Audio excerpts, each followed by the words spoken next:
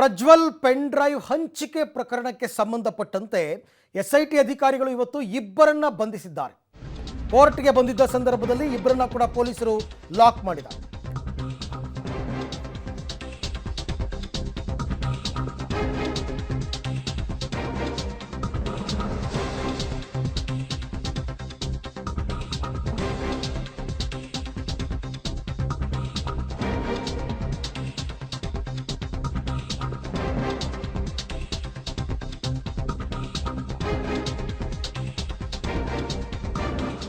Prajwal pen drive ಹಂಚಿಕೆ ಪ್ರಕರಣದಲ್ಲಿ ಈಗ ಬರ್ತಾ ಇರೋ ಮಾಹಿತಿಯ ಪ್ರಕಾರ ಮೂವರನ್ನ ಬಂಧಿಸಿದ್ದಾರೆ ಎಸ್ಐಟಿ ಅಧಿಕಾರಿಗಳು.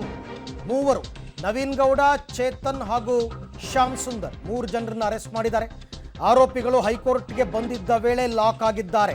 ಹೈಕೋರ್ಟ್ಗೆ ಯಾಕೆ ಬಂದಿದ್ರು ಅಂದರೆ ನಿರೀಕ್ಷಣಾ ಜಾಮೀನಿಗೆ ಹಾಕ್ಕೊಂಡಿದ್ರು. ಸೊ FIR ದಾಖಲಾಗಿ 1 ತಿಂಗಳ ಬಳಿಕ ಇವರೆಲ್ಲರನ್ನ ಕೂಡ ಲಾಕ್ ಮಾಡಿದ್ದಾರೆ.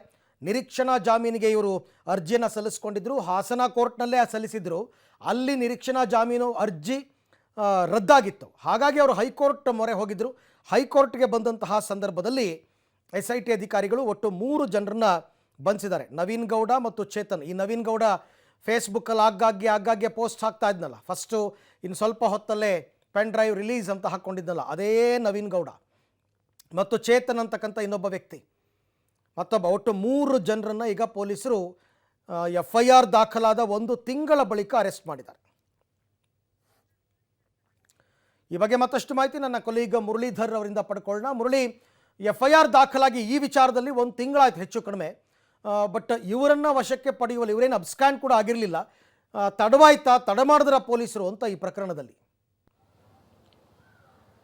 ಖಂಡಿತವಾಗಿಯೂ ಅರವಿಂದ್, ಯಾಕೆಂದರೆ ಪ್ರಮುಖವಾಗಿ SIT ವಿಚಾರದ ಸಂಬಂಧ ಇದೇನೇ ಸಾಕಷ್ಟು ಪ್ರಶ್ನೆಗಳನ್ನು ಮಾಡ್ತಾ ಇದ್ರು. ಯಾಕೆಂದರೆ ಕುಮಾರಸ್ವಾಮಿ ಅವರು ಮತ್ತು ವಿಪಕ್ಷಗಳು ಎಲ್ಲರೂ ಕೂಡ ಇದೇ ಆರೋಪವನ್ನು ಮಾಡ್ತಾ ಇದ್ರು. SIT ಅಧಿಕಾರಿಗಳು ಪೆನ್ ಡ್ರೈವನ್ನು ಹಂಚಿದವರು ಯಾರಿದ್ರು, ಜೊತೆಗೆ ಮಹಿಳೆಯರ ಮಾನ ಹರಾಜು ಮಾಡಿದಂಥವ್ರು ಯಾರ್ಯಾರಿದ್ರು, ಅವರ ವಿರುದ್ಧ ಯಾವುದೇ ರೀತಿಯ ಕ್ರಮಗಳನ್ನು SIT ತೆಗೆದುಕೊಳ್ತಾ ಇಲ್ಲ. ಜೊತೆಗೆ ಕೇವಲ ಏಕಪಕ್ಷೀಯವಾಗಿ ತನಿಖೆಯನ್ನು ಮಾಡ್ತಾ ಇದ್ದಾರೆ. ಕೇವಲ ರೇವಣ್ಣ ಮತ್ತು ಅವರ ಕುಟುಂಬವನ್ನು ಟಾರ್ಗೆಟ್ ಮಾಡಿದೆ ಅಂತೇಳಿ ಸಾಕಷ್ಟು ಆರೋಪಗಳು ಕೇಳಿ ಬರ್ತಾ ಇತ್ತು.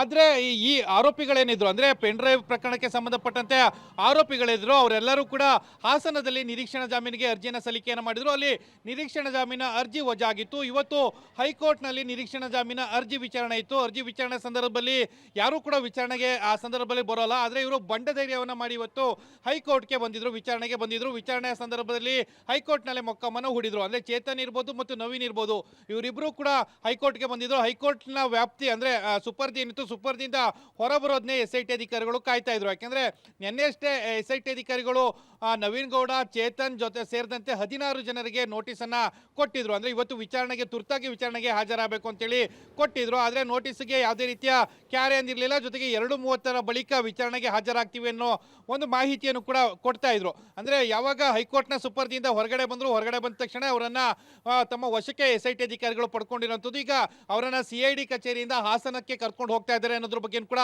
ಮಾಹಿತಿಗಳು ಸಿಗ್ತಾ ಇರುವಂಥದ್ದು. ಯಾಕಂದರೆ ಹಾಸನ ಸೆಂಟ್ ಪೊಲೀಸ್ ಸ್ಟೇಷನ್ ಏನಿತ್ತು, ಅಲ್ಲಿ ಪ್ರಕರಣ ದಾಖಲಾಗಿತ್ತು. ಜೊತೆಗೆ ಅಲ್ಲಿಯ ಕೋರ್ಟ್ ಏನಿದೆ, ಆ ಕೋರ್ಟ್ಗೆ ಹಾಜರುಪಡಿಸಿ ಅವರನ್ನ ಪೊಲೀಸ್ ಕಸ್ಟಡಿಗೆ ಪಡ್ಕೊಳ್ಳೋ ಒಂದು ಪ್ರಯತ್ನಗಳನ್ನು ಕೂಡ ಮಾಡ್ತಾ ಇದ್ದಾರೆ ಅನ್ನೋದ್ರ ಬಗ್ಗೆ ಈಗ ಮಾಹಿತಿಗಳು ಸಿಗ್ತಾ ಇರೋಂಥದ್ದು ಅರವಿಂದ್. ಬಟ್ ಈ ಪ್ರಕರಣದಲ್ಲಿ ಕಿಂಗ್ ಪಿನ್ ಅಂತಾನೆ ಕರೆಸ್ಕೊಂಡಿರ್ತಕ್ಕಂಥ ಕಾರ್ತಿಕ್, ಅಂದರೆ ಪ್ರಜ್ವಲ್ ರೇವಣ್ಣ ಅವರ ಮಾಜಿ ಕಾರು ಚಾಲಕ, ಆತನ ಬಂಧನ ಇನ್ನೂ ಕೂಡ ಆಗಿಲ್ಲ ಅನ್ಸುತ್ತೆ. ಖಂಡಿತ ಅರವಿಂದ್, ಯಾಕಂದರೆ ಇದುವರೆಗೂ ಕೂಡ ಅವರ ಬಂಧನ ಆಗಿಲ್ಲ. ಕೇವಲ 1-2 ಬಾರಿ ವಿಚಾರಣೆ ಆಗಿದೆ ಅನ್ನೋದ್ರ ಬಗ್ಗೆ ಮಾಹಿತಿಗಳು ಸಿಗ್ತಾ ಇದೆ. ಆದರೆ ನವೀನ್ ಗೌಡ ಮತ್ತು ಚೇತನ್ ಅವರು ಹೇಳೋ ಪ್ರಕಾರ 7 ಬಾರಿಗೂ ಹೆಚ್ಚು ಸರಿ ಕಾರ್ತಿಕ್ ಗೌಡ ವಿಚಾರಣೆಗೆ ಹಾಜರಾಗಿದ್ರು. ಆ ವಿಚಾರಣೆಗೆ ಸಹಕಾರ ಕೊಡ್ತಾ ಇದ್ದಾರೆ. ಯಾವುದೇ ರೀತಿಯ ಸಹಕಾರದಿಂದ ಅಂದರೆ ವಿಚಾರಣೆಗೆ ಸಹಕಾರ ಕೊಡೋಂಥದ್ದನ್ನ ಹಿಂದೇಟನ್ನು ಹಾಕ್ತಾ ಇಲ್ಲ ಅಂತೇಳಿ ಕೂಡ ಅವರು ಹೇಳಿಕೆಯನ್ನು ಕೊಡ್ತಾ ಇದ್ರು. ಆದರೆ ಇವತ್ತು ಹೈಕೋರ್ಟ್ಗೆ ಬಂದ ಸಂದರ್ಭದಲ್ಲಿ ಅವರ ಅರ್ಜಿ ವಿಚಾರಣೆ ಕೂಡ ಇತ್ತು. ಇವತ್ತು ದೂರುದಾರ, ಅಂದರೆ ಆ ಪ್ರಕರಣದ ದೂರುದಾರ, ಸೆಂಟ್ ಪೊಲೀಸ್ ಸ್ಟೇಷನ್ನ ದೂರುದಾರ ಪೂರ್ಣಚಂದ್ರ ಅಂತ ಏನಿದ್ರು, ಅವರು ಬಂದು ಕೋರ್ಟ್ಗೆ ಒಂದು ಮನವಿಯನ್ನು ಮಾಡ್ಕೊಳ್ತಾರೆ. ನಾನು ವಕೀಲರನ್ನ ನೇಮಕ ಮಾಡ್ಕೊಂಡಿಲ್ಲ, ನಿಯೋಜನೆ ಮಾಡಲಿಕ್ಕೆ ಸಾಧ್ಯ ಆಗಿಲ್ಲ. ನನಗೆ ಸೋಮವಾರ ಒಂದು ಅವಕಾಶವನ್ನು ಕೊಟ್ಟರೆ ನಾನು ವಕೀಲರ ನಿಯೋಜನೆ ಮಾಡಿಕೊಂಡು ವಾದ ಮಾಡಲಿಕ್ಕೆ ಒಂದಷ್ಟು ಕಾಲಾವಕಾಶವನ್ನು ಕೊಡಬೇಕು ಅಂತ ಹೇಳಿದ್ರು. ಆ ಹಿನ್ನೆಲೆಯಲ್ಲಿ ಸೋಮವಾರಕ್ಕೆ ಹೈಕೋರ್ಟ್ ಅರ್ಜಿ ವಿಚಾರಣೆಯನ್ನು ಕೈಗೆತ್ತಿಕೊಳ್ತೀನಿ ಅಂತ ಕೂಡ ಹೇಳಿತ್ತು. ಆದರೆ ಇವತ್ತು ಏನು ಅವ್ರು ಬಂದಿದ್ದಂಥದ್ದು, ಇವತ್ತೇನಾದರೂ ರಿಲೀಫ್ ಸಿಗ್ಬೋದು. ರಿಲೀಫ್ ಸಿಕ್ಕಾದ ಬಳಿಕ SIT ವಿಚಾರಣೆಗೆ ಹಾಜರಾಗಬೇಕು ಅಂತೇಳಿ ಪ್ರಯತ್ನಗಳನ್ನು ಮಾಡಿದ್ರು. ಆದರೆ ಅದಕ್ಕೆಲ್ಲದಕ್ಕೂ ಕೂಡ ಬಿಗ್ ಶಾಕನ್ನು ಕೊಟ್ಟು SIT ಅಧಿಕಾರಿಗಳಿಗೆ ಅವರಿಬ್ಬರನ್ನು ಕೂಡ ವಶಕ್ಕೆ ಪಡೆದುಕೊಂಡು ಈಗ ನ್ಯಾಯಾಧೀಶರ ಮುಂದೆ ಹಾಜರುಪಡಿಸಲಿಕ್ಕೆ ಹೋಗ್ತಾ ಇದ್ದಾರೆ ಅನ್ನೋ ಮಾಹಿತಿಗಳು ಕೂಡ ಸಿಗ್ತಾ ಇರುವಂತದ್ದು. ಥ್ಯಾಂಕ್ ಯು ಮುರಳಿ, ತಮ್ಮ ಎಲ್ಲ ಮಾಹಿತಿಗಾಗಿ. ಸೊ ವಿಪಕ್ಷದವರು ಕುಮಾರಸ್ವಾಮಿ ಅವರು ಪ್ರಶ್ನೆಗಳ ಮೇಲೆ ಪ್ರಶ್ನೆ ಹಾಕ್ತಾ ಇದ್ರು. SIT ಅವರು ಏನು ಮಾಡ್ತಾ ಇದ್ದೀರಾ, ಪೆನ್ ಡ್ರೈವ್ ಹಂಚಿಕೆ ಮಾಡಿದವ್ರನ್ನ ಯಾಕೆ ನೀವು ಪ್ರಶ್ನೆ ಮಾಡ್ತಿಲ್ಲ, ಬರೀ ರೇವಣ್ಣ ಕುಟುಂಬವನ್ನು ಯಾಕೆ ಟಾರ್ಗೆಟ್ ಮಾಡಿದ್ದೀರಾ ಅಂತ.